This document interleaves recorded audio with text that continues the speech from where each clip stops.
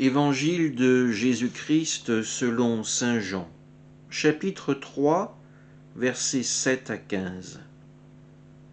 En ce temps-là, Jésus disait à Nicodème, « Il vous faut naître d'en haut. Le vent souffle où il veut. Tu entends sa voix, mais tu ne sais ni d'où il vient ni où il va.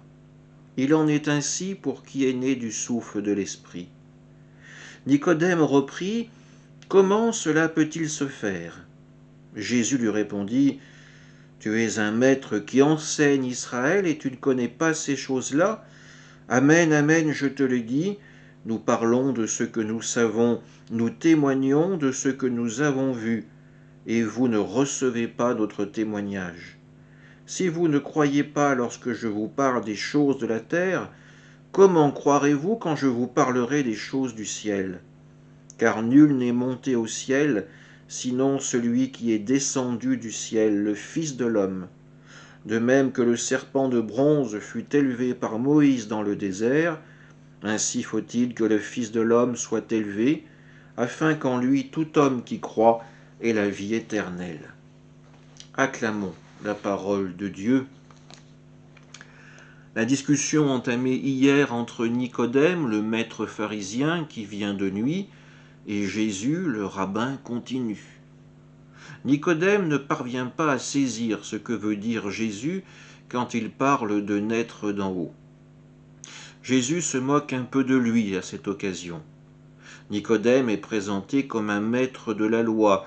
Il est censé connaître la parole de Dieu, pourtant il n'arrive pas à saisir la réflexion posée par Jésus. D'un coup, le ton de Jésus va changer. Il va utiliser le pronom « nous » pour s'exprimer. À travers lui, c'est la communauté chrétienne qui s'adresse au peuple juif représenté par Nicodème. La révélation de Pâques portée par la communauté chrétienne ne sera pas reçue par Nicodème et les siens. Pourtant, la bonne nouvelle de la résurrection sera proclamée au monde entier, tout d'abord par les apôtres, puis par l'Église du Christ. C'est à nous également que Jésus s'adresse aujourd'hui. Nous sommes à la place de Nicodème.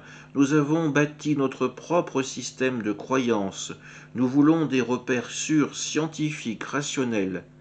Mais notre système, rappelons-nous, reste avant tout basé sur une logique humaine.